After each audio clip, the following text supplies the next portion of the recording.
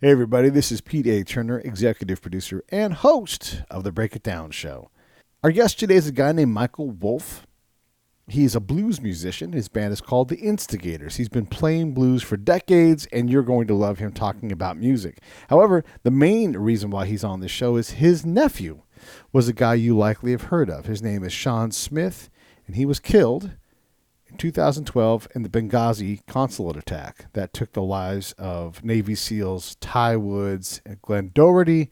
And of course, we lost our ambassador to Libya, Christopher Stevens, in that attack. And for those of us that care about this, maybe we've seen the movie 13 Hours. Sean Smith is the computer tech guy from that movie. When push and shove come together, the story that comes out about Benghazi and what happened and why it happened and what decisions were made, it doesn't add up. And so Michael did what Americans are supposed to do, took it up, went to Congress, found some support, and got another investigation put together. And he doesn't let it rest because these kinds of decisions matter. And we have to hold the folks that are elected accountable when things go poorly. I think you'll like this episode. It is going to challenge some of what you think and believe, but here's a guy from the inside talking about it. So let's hear Michael out and see what he says. And then also we're going to talk about some music, so it's not all hard stuff. Hey, listen, support the show. I see you guys doing it. I see the shares. Thank you so much. I see the like, all of these things. The T-shirts did well this last round. I'm going to do another round of them. Thank you, thank you, thank you. All of these things help.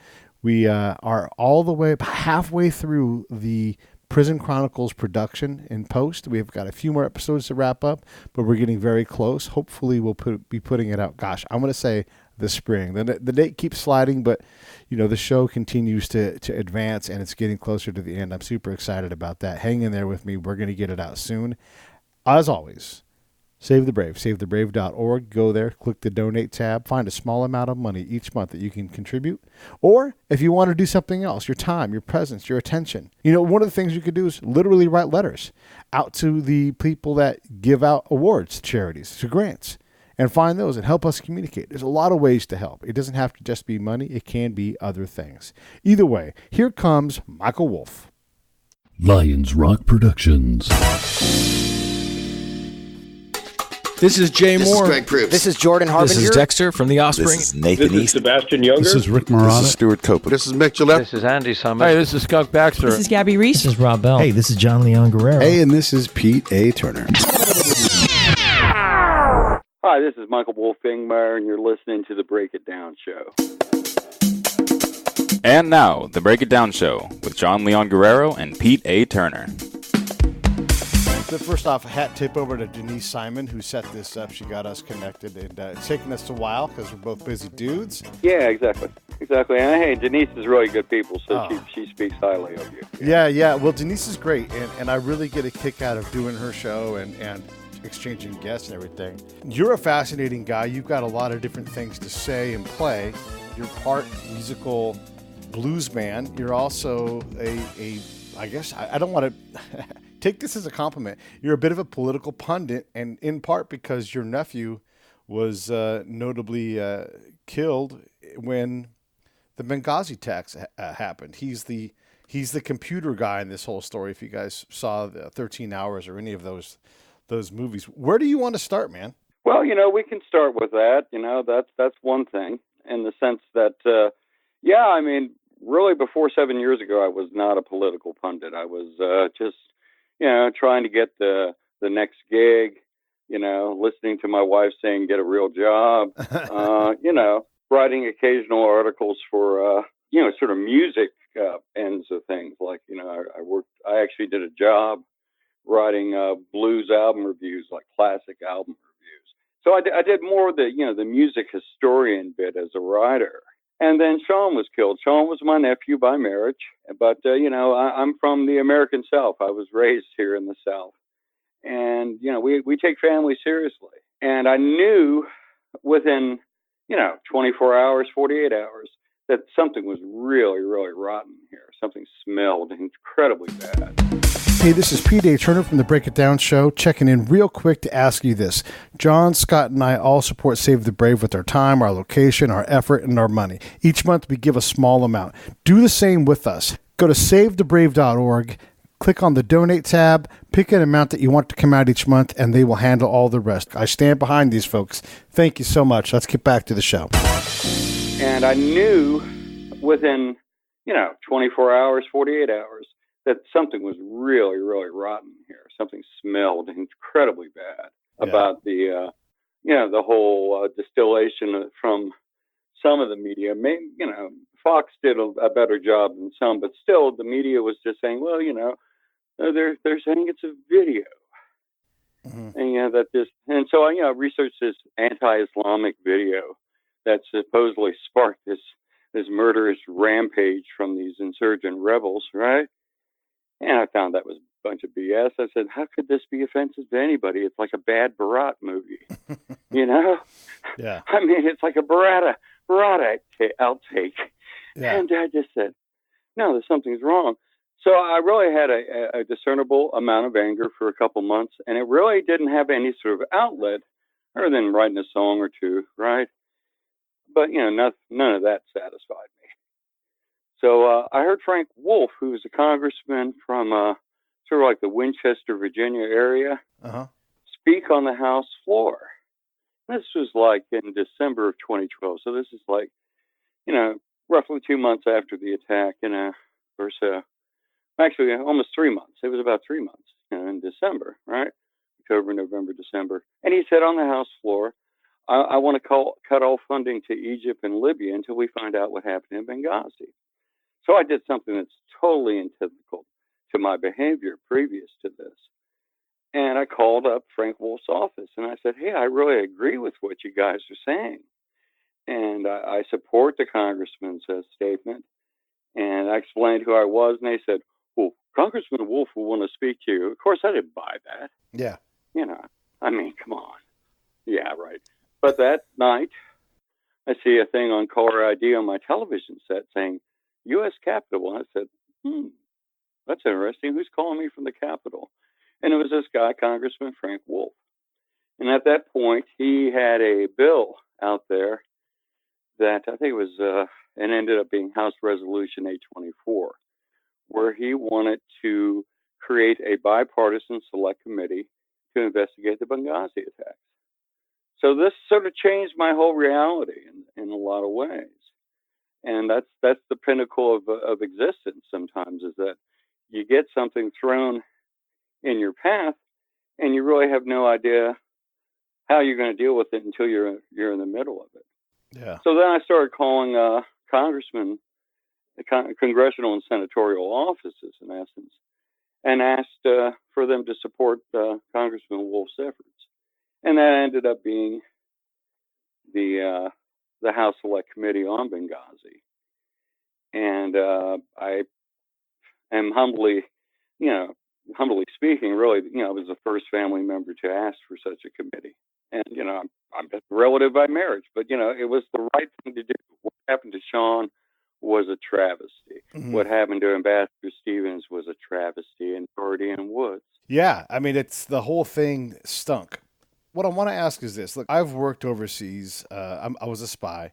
And one of the things that I know is that we never have enough security. We never have enough of what we need to keep each other safe reliably. It just doesn't exist. You can ask for it. Right. Every consulate asks for more security. So right. But they really had a definite need. And, I counter it when people tell me things like that. Because, on another plane of things, people said, well, it was the Republicans, man, that cut the funding, for the security, which was BS. That never happened. Right. There was plenty of money in the coffers. What it really was is that Barack Obama was in the middle of an election year, okay?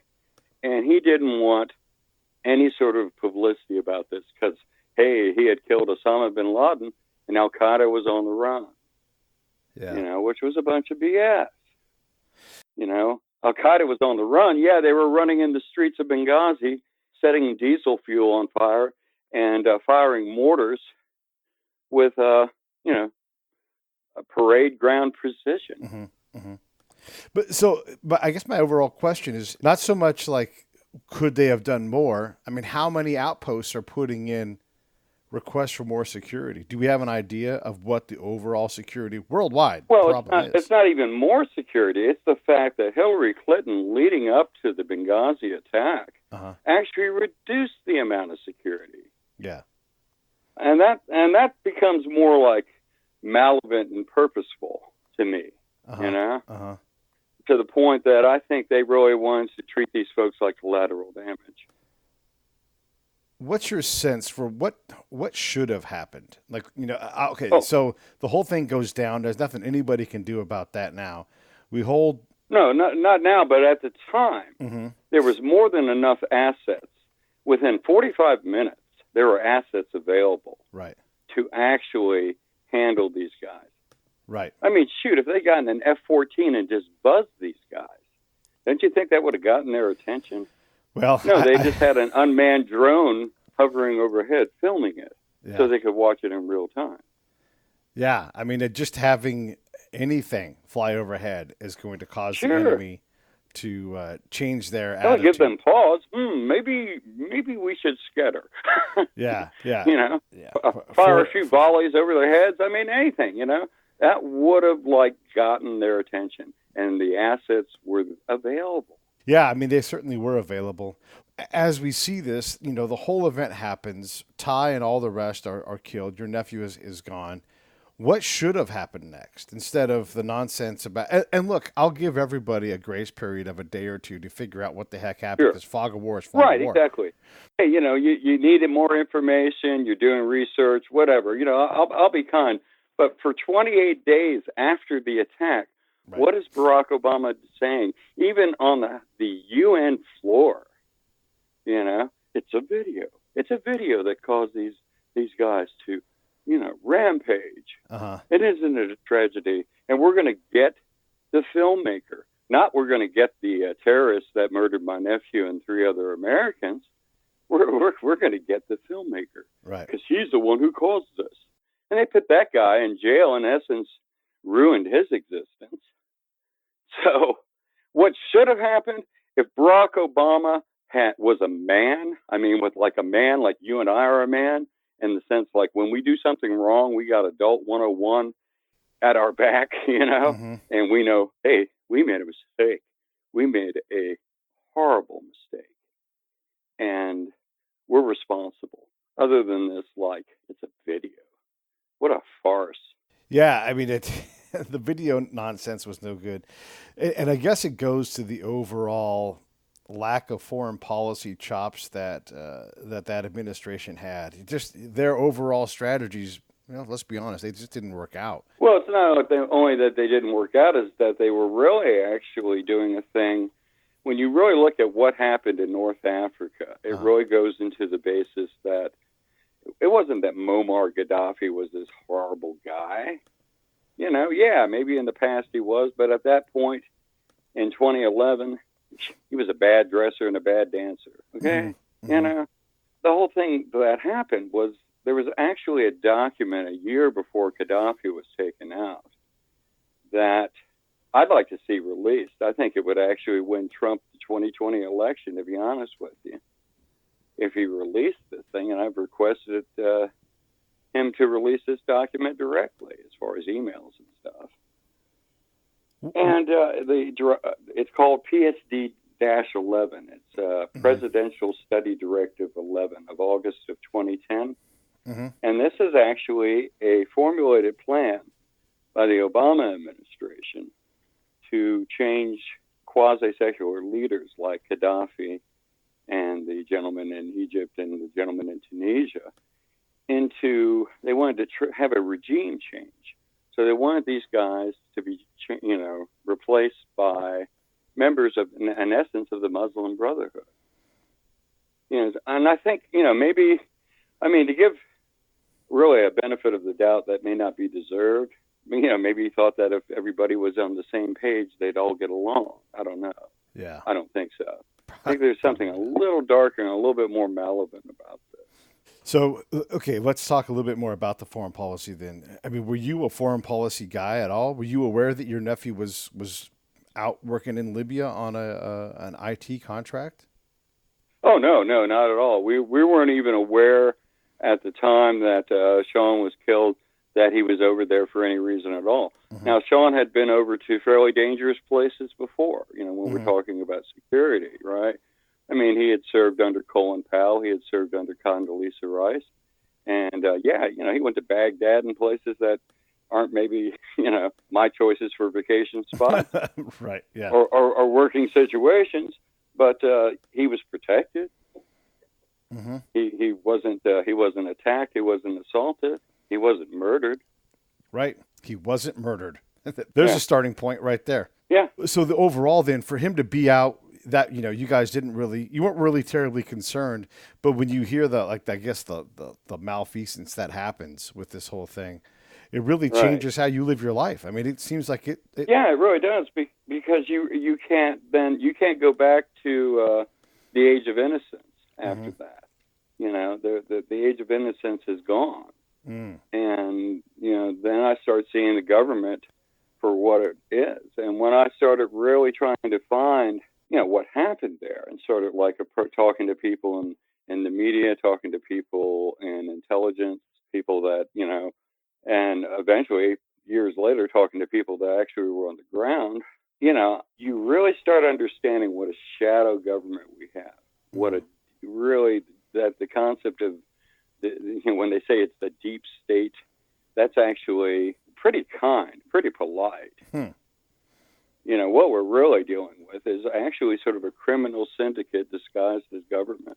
So when you say that, and I'm saying this because I want my people that listen, it's hard to believe. Like, it's hard to stomach that is something that's actually, and I'm not saying it's not happening. I'm just saying it's shocking to have someone say that. So help us understand better what it is that you're saying, because we're frustrated by the government, but this whole deep state thing it's shocking.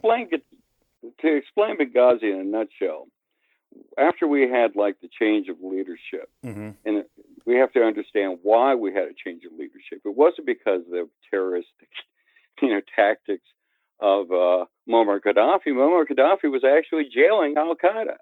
In fact, one of the guys that was actually convicted last year of being a participant in the Benghazi attacks, Ahmed Abu Khattala, he was one of the people released from Gaddafi's jail after he was murdered.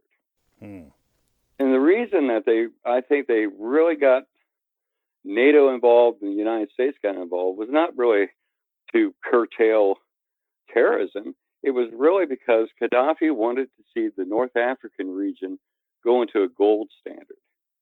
In other words, he wanted to be paid for Libyan oil with Libyan gold denier. Well, I mean, you think it was apparently a problem for the French because they went into a tailspin. They said, we can't pay for gold, oil with gold. We have no gold. Right. I mean, really. So, I mean, they did not want to take, Libya did not want to take French francs, did not want to take American dollars. They wanted gold. They wanted a gold standard for their economic strata. Right. And, when you think about the world money markets, are the people in NATO, France, England, America, they're not prepared to pay for oil with gold. No? So, I mean, come on. Yeah. What are we going to do? Raid Fort Knox? Come on.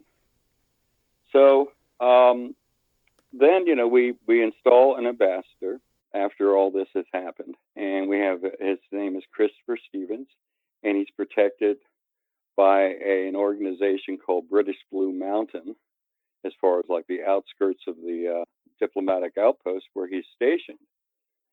And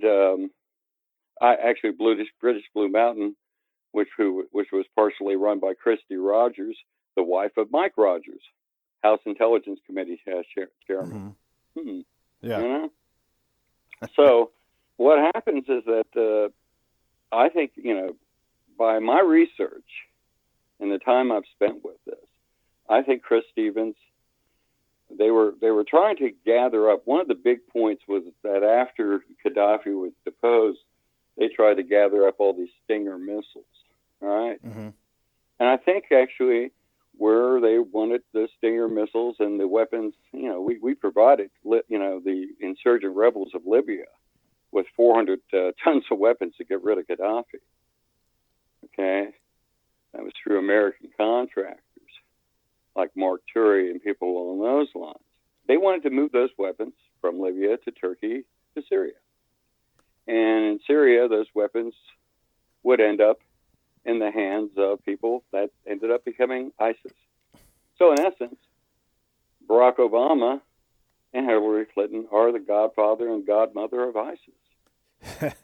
Yeah, well, and don't forget one of the first things that Hillary Clinton did under her smart diplomacy program as Secretary of State was go back to Somalia and bring them 40 tons of weapons.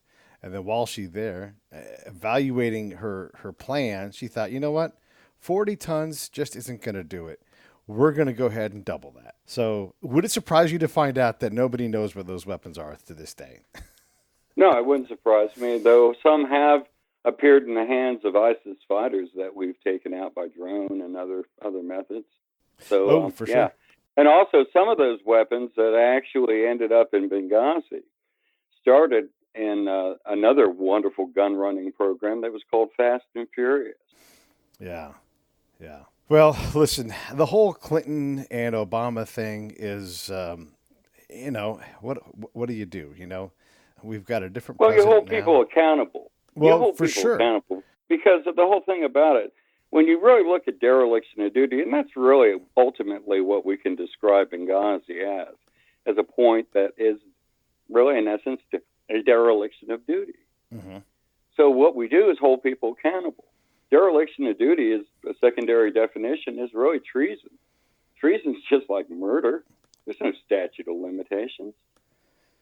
But These we people can't. should still be held accountable. Sure, but I mean, we don't do it though, right? We No, because we're all locked into the church of the Almighty Me. Yeah. So I mean, really, in essence, if the American media and the United States Congress had been doing their flipping jobs, Barack Obama would have never gotten into a second term. I mean, we would have had Mitt Romney, which may not have been really much of a choice. Yeah. But nonetheless, I don't think he would have, if they would have really covered, say if they would have covered Benghazi in the same way that they're covering this sort of farcical impeachment process that's going on, Barack Obama wouldn't have had a chance. I mean, even liberals would have recoiled, but because the American media practiced its own form of a dereliction of duty, we did not know. You had to seek it out. You had to be somebody like me Mm-hmm. and various other Americans that have continued to try to hold these people's feet to the fire and actually establish a real atmosphere of accountability. So, is it possible though to hold whoever accountable? Secretary Clinton, President Obama? Is anybody going to go? No one's going to go back in history and unelect them. They're going to stay elected. No, but I think they should still be. I think historically speaking, as far as public record and things along those lines, Yeah. they should be definitely at least held accountable, at least as far as the public eye and the public knowledge. Yeah. I mean, yeah, you may not be able to, you're obviously not going to get them out of office. They're still there. Right. And, I mean, in essence, Hillary Clinton still acts like she's basically, queen of the secretaries of state. And Barack Obama acts like he was like the gentleman president. And he's not. People are very, very nefarious. Actually, rather dark people. If you really examine the full range of scandals in the Obama administration, not just Benghazi, but Fast and Furious, Extortion 17, the FISA abuses, the Fourth Amendment abuses, the, taxpayer, targeting, and then, things like Uranium One, where we sold like 1/3 of our uranium rights to Russia. That's the real Russian collusion story, folks. Yeah. That's crazy. Yeah, no, it's just that you just have to have an attorney general that's willing to, step up and put on his big boy pants or her big boy pants and actually hold these people accountable on the public record. Okay, so let's go into that a little bit, and again go back to the Obama administration when Secretary, now candidate Clinton, is being investigated by the FBI. First off, we didn't call it an investigation; we called it a probe. That's Right, again we to called your it a point probe. about the dereliction of duty of the press. Boy, that's a real problem. But also this, Yeah. just it's disingenuous to say it was a probe, and then to have her say she did it, and yet nothing ever happened. If your cousin, I'm sorry, your nephew, if he had done something similar, and certainly had the Right. means to do it, he would be in jail. Yeah, exactly. And even if we look at it on the basic structural basis, not even dealing with content, right? Uh-huh. But if we looked at, like, say, the average, my wife was, worked for the Department of Defense. She was an IT person, okay? If she had done, like, one of the email violations of the thousands of email violations that Hillary Clinton did, she'd be in jail or at least fined. So, it's also a strata of, like, law for the elites and law for the common man. Yeah. And they don't meet. The twain don't meet. Yeah. You're right about that. It's frustrating. Sure, it's frustrating. But, the whole thing about it, it's our responsibility as citizens to stand up and hold these people accountable. Even if nothing happens. It's part of the process of really being, for me, to be able to sleep at night. Yeah. I mean, if I had just, like, said, well, I'm just going to continue to play my gigs and write my songs and, maybe I'll find a job and Yeah. all these typical stuff that I was dealing with before September 11th, 2012, then none of this would happen. No. I just got to ask another question about this, just because I'm passionate about what you're passionate about. When you look at something like the emails and there's no culpability, and again, President Clinton goes on to Loretta Lynch's airplane, a clear violation. Like, I mean, you can't be more clear in your corruption with this whole thing. Well, I'm sort of a hard-boiled Christian. I mean, I'm not one of these people that wears it on my sleeve. You know what I mean? But I do believe in justice in this world, and I also believe in justice in the next. Yeah. So we shall see, Yeah. I'm not shutting up, obviously. Yeah, right. Well, and Pat same. Smith's not shutting up. Charles Woods is not shutting up. Glen Doherty's sister has been remarkable. Katie, great lady, apparently. I've never met her or talked to her, really. But by all accounts, one thing that's happening right now is that we're trying to get a congressional gold medal that acknowledges the 4 victims. There was a bill, and this was actually a bipartisan bill. It was sponsored by a congressman out of Massachusetts named Stephen Lynch. It's currently House Resolution 587. And what it seeks is to posthumously honor the 4 victims with congressional gold medals. What it really will be 1 medal, and it will be oddly enough, if it's awarded, which I think it's going to be, it will be at the Central Intelligence Agency's museum in McLean, Virginia. Interesting. Which shocked me because God, the CIA having a museum? Interesting. Well, they got a whole wall full of stars. Yeah, they're pretty open about what happens. Is it sort of like a bragging post? Like, this is what we do to people. This is how we go out, and these are our operators for sure. Yeah, exactly. It's just so bizarre. Yeah. But I'd like to see that happen, if nothing else, for the legacy of these guys' children or their surviving family members. In the case of Ambassador Stevens, I'd like to see that happen. Yeah, I mean, I think it would be a great thing to be able to give these guys some. I mean, they all die horribly. I mean, needlessly and horribly. And it's just... and last year at the end of 2018, right? Mm-hmm. There was actually a push for this in the House, and they had a historic moment. They actually had a unanimous voice vote. They all agreed on it. They sent it to the Senate. Senate's too busy looking at their vacation catalogs, So, I mean, it's the end of the year. They're planning their vacation. So that they didn't put it through the Senate. So now it's back on the House floor as the first of this year. Right. It's at about 223 co-sponsors at this point. The medal is paid for by the Congressional Finance Office.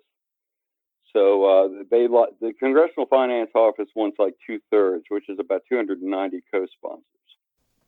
And is this a bipartisan bill that's being Yeah, it supported? is. I mean, right now, if you go to Congress.gov, folks, and look at HR 587, you will see that there's actually a pretty even line between Republicans and Democrats. This is really interesting when you consider just the backbiting and general mean-spiritedness of Washington. The fact that they actually agree on something that is good, that is noble, and that is worthwhile. It's pretty remarkable. Yeah. And of course, the media. Where are they? Has the media covered this? Yeah. So let's talk about music, man. Hey, this is Peteaturner from Lions Rock Productions. We create podcasts around here, and if you, your brand, or your company want to figure out how to do a podcast, just talk to me. I'll give you the advice on the right gear, the best plan, and show you how to take a podcast that makes sense for you, that's sustainable, that's scalable, and fun. Hit me up at pete@breakitdownshow.com. Let me help. I want to hear about it. So let's talk about music, man. You are a blues musician.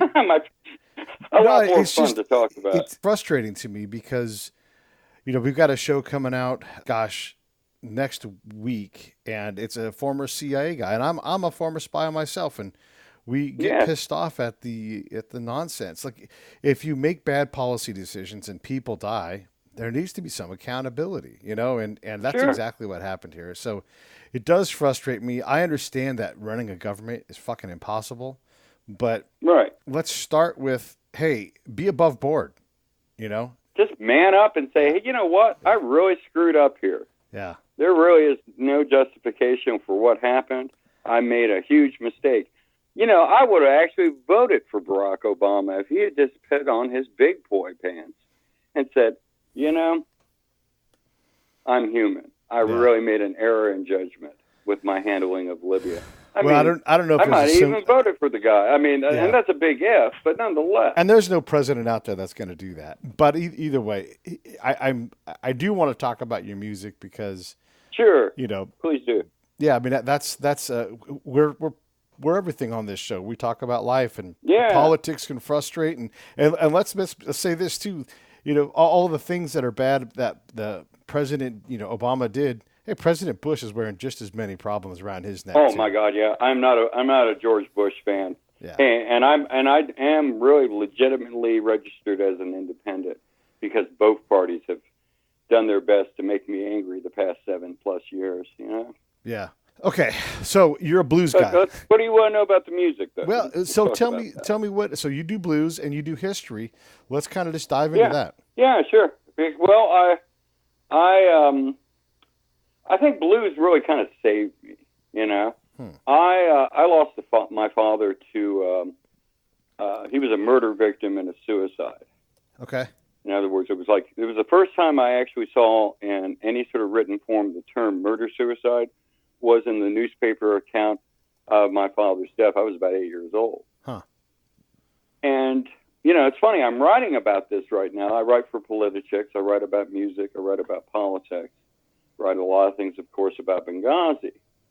But, in March of about 3 months and a day after my father was murdered, I'm watching this program, To Tell the Truth, right? Okay. You remember that? Yeah. Right? Yeah. And it was a long-running program. It ran for 12 years, from 56 to 68, right? And I see this, for the uninitiated, it was like a 4-person celebrity panel, and they had a group of 3 contestants, and they had to pick the central person, and these contestants. In other words, will the real person stand up, in essence, right? The person of interest this time was Paul Butterfield. Oh, okay. And that, and I'd already, even at 8, I had already heard the blues. I think the year before that, I saw the Rolling Stones with Howlin' Wolf. Okay. So that was my first introduction to blues, watching Shindig and seeing, Howlin' Wolf up there singing for millions of people, and going, wow, what is this? This ain't the Beatles. This isn't the Rolling Stones. This is something completely different and maybe a lot deeper. But I saw Butterfield in March of '66 on To Tell the Truth.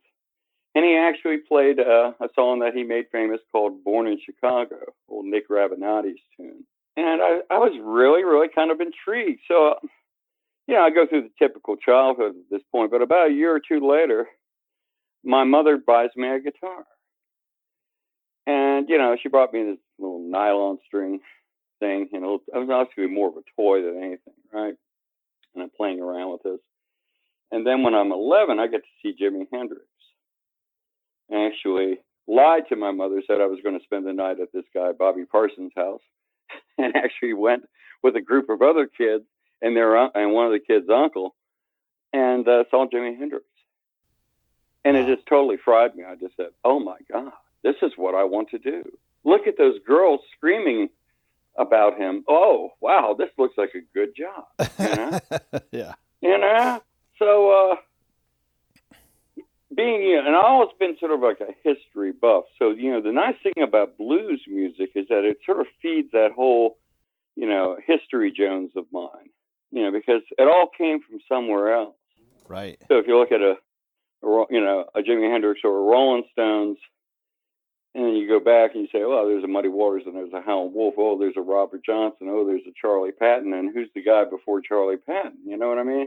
Yeah. So you start seeing like there's actually a historic train of thought and actual application of history in this music. It's not superfluous music.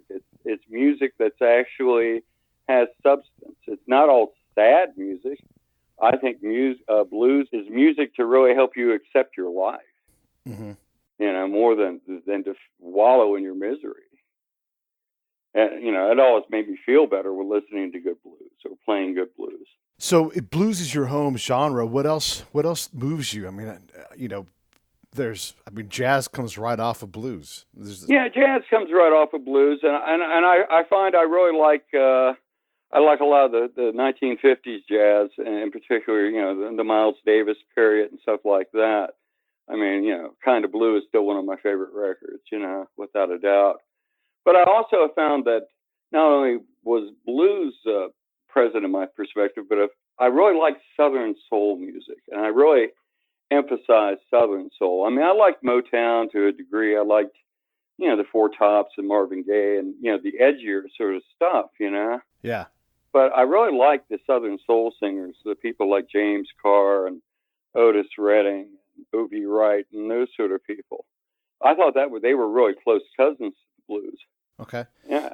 And, reggae influence is really... that's where I was going to go next, was reggae, yeah. Yeah, because reggae, when you look at... all somebody has to do if they really want to get every style of reggae is go buy the Harder They Come soundtrack. Uh-huh. The Jimmy Cliff film. Yeah. And if you listen to all the songs in there, you go like, well, this is all the stratas of reggae, blue beat and one drop and all these different sort of terms that you use for reggae are right on that album. And to me, that's like interesting that all these forms of music are really kind of interrelated. Like the Jamaican guys, they were listening to the New Orleans stations. But what they were getting, and I always figured this is why it sounds like that chop, sort of sound, right? Uh-huh. Is that they were hearing this New Orleans second line type stuff and hearing this sort of signal fade in and out, That's the interesting thing too about music, in the sense that, and I've been addressing that in this Butterfield and Bloomsfield piece I'm writing, is that radio used to be clear channels, so that somebody like Robbie Robinson, for example, up in Toronto, could be listening to a station out of Nashville, like WLAC, that's playing blues. Yeah. So there's almost like what I call a clear channel generation, huh? Where these guys that were born in the late 30s to mid 40s all were listening to the same radio stations. Yeah, getting the same inspirations. Yeah. Yeah, it's interesting because a lot of folks listen to a lot of different things. You can listen to the artist directly. Maybe you have XM, maybe you do Spotify, maybe you do Pandora. I like Spotify personally. I really do. They have a lot of they sound pretty warm. That's one thing. It doesn't sound like a compressed MP3 download. Yeah. It sounds that's like, for sure part of almost the thing like vinyl. too, right? Yeah. The higher quality music. But the shared listening experience to one voice who actually had the ability to curate an experience during their session has completely left us, and I know we're not the better for it. I mean, yeah, it's great. Oh no, that we're not. everybody has access to everything, but that personality that spoke to us and took their knowledge and passed it to us directly through the songs they picked, it's Yeah, it's missing in actually because for years there was no FM radio, obviously. Right. FM radio was not really like sort of empty airspace, mm-hmm. and most of the radio was AM.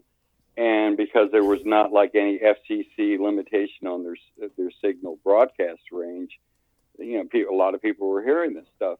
And then FM kind of came in, and I'd say FM had a good, 7 or 8 really good years, from like say 65 with Tom Donahue and those people, right, on up.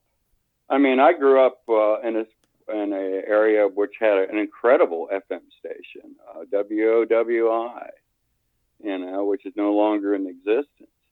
But they had DJs on there that, just like you're describing, were people that were passionate about music, that knew about music, that were more than willing to share the information, Mm-hmm. I mean, the first time I heard Robert Johnson was on a radio program, and I was astounded. I said, oh, wow. Who is this guy? Who is this guy? Who is Robert Johnson? I actually called in and said, I came up, I called in and had some sort of ruse. I said, I have a friend here. We're trying to decide if that's Blind Lemon Jefferson or Robert Johnson. Could you fill me in on it? That's Robert Johnson. I said, oh, good. Just not knowing why I created the ruse other than just basic, shyness or something, right? How does Robert Johnson FM hold up radio today? His music.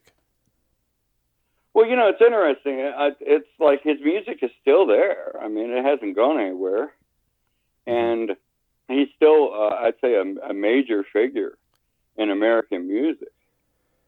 And he's like one of these guys he's like definitely a phantom, he raises his head every once in a while. And there's another generation that kind of embraces that stuff. But Johnson's not for the faint of heart. I mean, that's pretty harrowing stuff. Yeah. Why is he still relevant though today? I mean, look, yes, we know about Blind This and Muddy That and all the different guys from the proto blues days, but they don't hold court like Robert Johnson does. Is it because he died with so Robert much money is on the actually table? the founder of what? Well, in popular culture, they have this thing they call the 27 Club, right? Right, yeah. So when you look at Robert Johnson, he's like the founder of that whole club. So it's like, here's somebody that comes out, records 29 songs, most of them brilliant, Yeah. and dies at the young age of 27 under mysterious circumstances. He actually was poisoned, Right. by a jealous husband. So that whole mythology creeps in there. And that's one of the reasons. I think a lot of people are attracted to the myth, and then they get hooked on the music. Yeah. Yeah. But I mean, it hooked Eric Clapton. Eric Clapton still to this day, if you want to get that guy talking, you can bring up Robert Johnson, and he'll talk about what he still discovers to this day. Sure. And people like Hendrix. Hendrix was a huge Robert Johnson fan. Yeah. And you think about like Hendrix and Robert Johnson. Robert Johnson's also the predecessor to Jimi Hendrix because Robert could play, a couple guitar parts at once and sing and stomp his feet, Yeah. and actually have sort of almost like a little one-man band. And, so I could see where that somebody like Robert Johnson would appeal to Jimi Hendrix. Yeah. Yeah. What do you like that's out there now? I mean, you've got a lot of guys that do blues-based things. I like Larkin Poe a lot. Okay. Have you seen those ladies? No, Oh, check them out. They're really, really good. They're like a 2-woman team. One lady plays a lot of lap steel and slide stuff, and the other lady is playing straight guitar and doing the majority of the vocals. Okay. And they're covering Charlie Patton, and they're covering Robert Johnson. They're covering a lot of stuff. I think they're really, really brilliant at what they do. Mm-hmm. I find that there's definitely a young generation out here that's starting to realize that maybe rap isn't it, or maybe country's not it, or maybe rock and roll's not it, and that are embracing the blues again. Yeah. Yeah. And that's a good thing. Why is it such a sticky genre? I mean, rock and roll has completely changed over the years, and if you asked 5 people what that was, they would all give you a different answer. But you ask 5 people if they've just heard the blues, we'd all agree that it was the blues. Yeah, exactly. But then there are people that I always found to be really kind of interested in that thing. I mean, you got like somebody like, for example, John Lee Hooker, who, you listen to John Lee and it's John Lee. You hear that voice and it's John Lee. A couple sung notes, right? Yeah. But I find that blues people generally are pretty progressive in their thought pattern. I find the audience is a little limited sometimes because the audience has this preconception of what they think blues is. Right.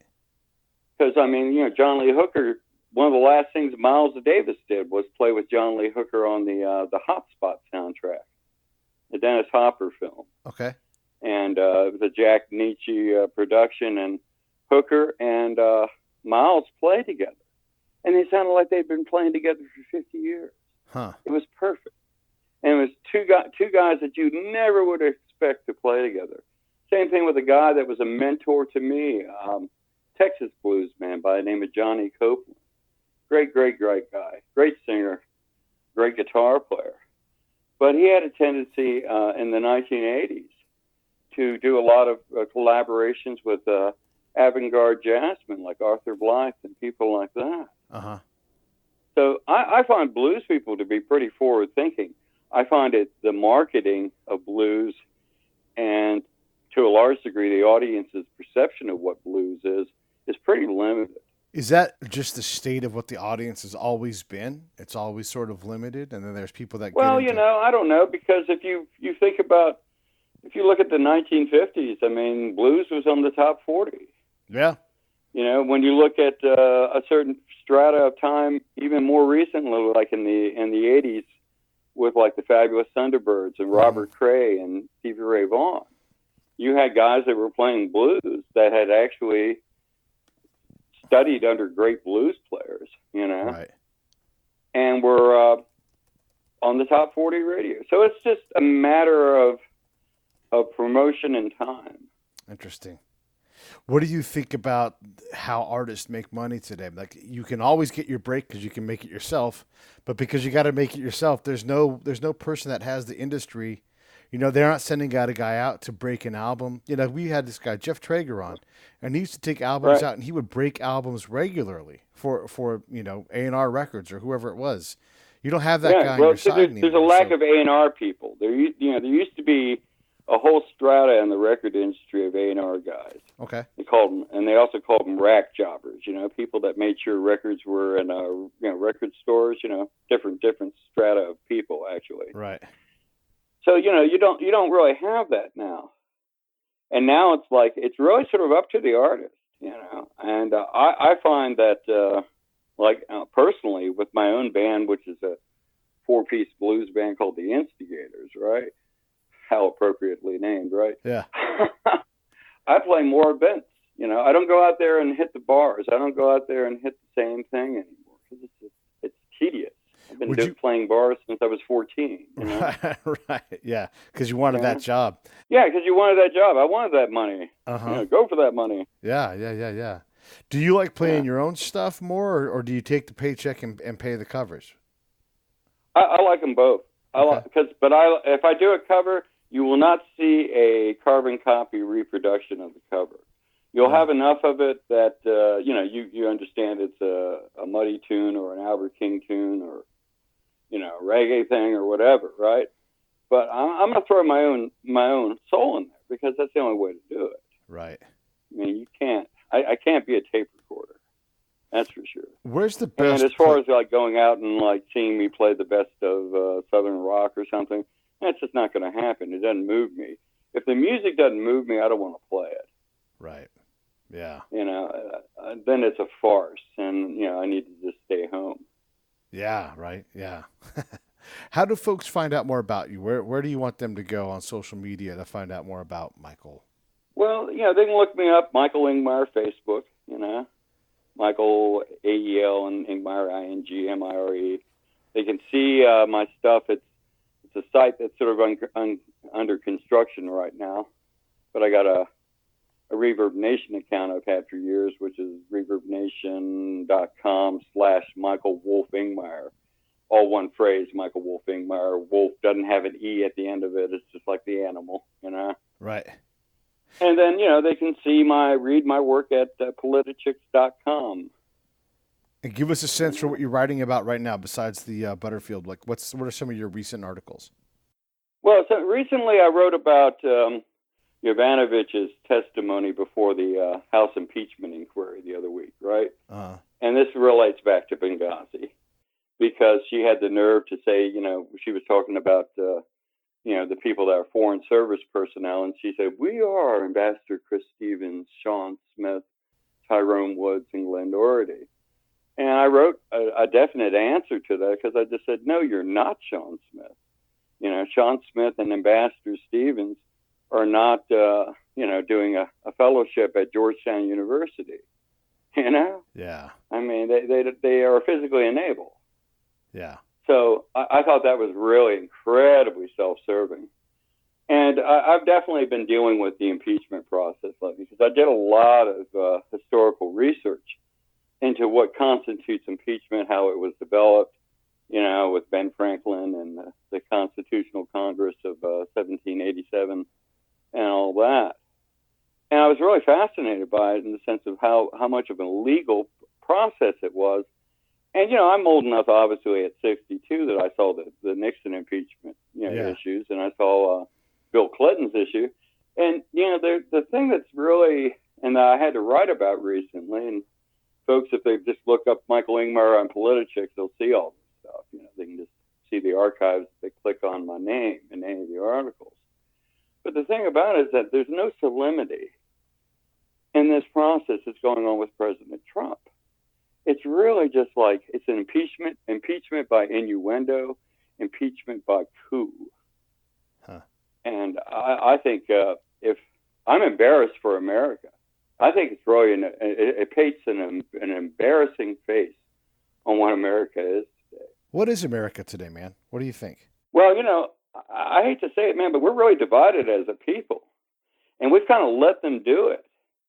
And if somebody stopped like arguing with someone about their political point of view, and really started seeing what the source of the problem is, maybe we unify a little bit more. But right now, it's just like, I've never seen this country as divided. I mean, I grew up in the 60s and 70s. And you know, I didn't see us as divided as we are now. Yeah. And it's really, really sad to me. Well, yeah, I mean, it should be sad. It's really hard to get our level, you know, 3 separate freedoms protected by 3 different documents. And, you know, it's holding fast. And it's resilient to one person or 2 people, you know. But when over time, it seems like we're just bound and determined to be dominated by one person or one party. And exactly. Like, and I'll be honest, I'm not really like I said, I'm not really a big fan of the Republican Party right now. I think with the exception of people like Jim Jordan and Louis Gohmert and a few other folks, you know, most of them are pretty cowardly, to be honest with you. Yeah. And they need to step up. They seem like they're starting to wake up a little bit, and that's a good thing. That is a good thing. And I definitely don't want socialism in America. Socialism is such a, you know, a farce as like any sort of like measurement. But, you know, it's amazing that to me that we elected people that I consider to have, in essence, sort of animal cunning and the intellect of a soap dish, like AOC, for example, and, you know, Talib, and, you know, people like that. It's like, oh, my God, really? Have we really dumbed down society? But, you know, it's not just like a millennial sort of argument, you know, where we say, well, the millennials are dumb and we as adults are really smart. I'm seeing people my own age really kind of getting dumbed down. They're not reading. They're not perceiving. They believe everything the media tells them. And it's tragic. You know, we need to wake up. And we need to realize who the real true enemy is. Well, I agree to You that. discover the enemy and know its name. Yeah. You know? Yeah. Well, listen, I appreciate your time, man. You've come on, you said a lot of stuff and put it to us. I mean, it's hard talking about the big things, big problems that we have to solve. And if we don't do it, we sure as heck get a whole lot of stuff we don't want. So thank you for being out there and fighting that for us too, man. That's not easy to do. Hey, man, that's what I'm here for. Thank you for having me on and talking about the music as well as all this. Absolutely. Appreciate it. Well, we all need music in our lives. Like you said, you play things that are good for your heart and you radiate that out to other people, and music heals and music inspires. And, you know, I've been picking up. And there's my a lot of guitar reasons lately. to play the blues in America right now. You know, it really is. Yeah. Well, Michael, thank you so much. I appreciate you coming on. My pleasure, Pete. You have a good night.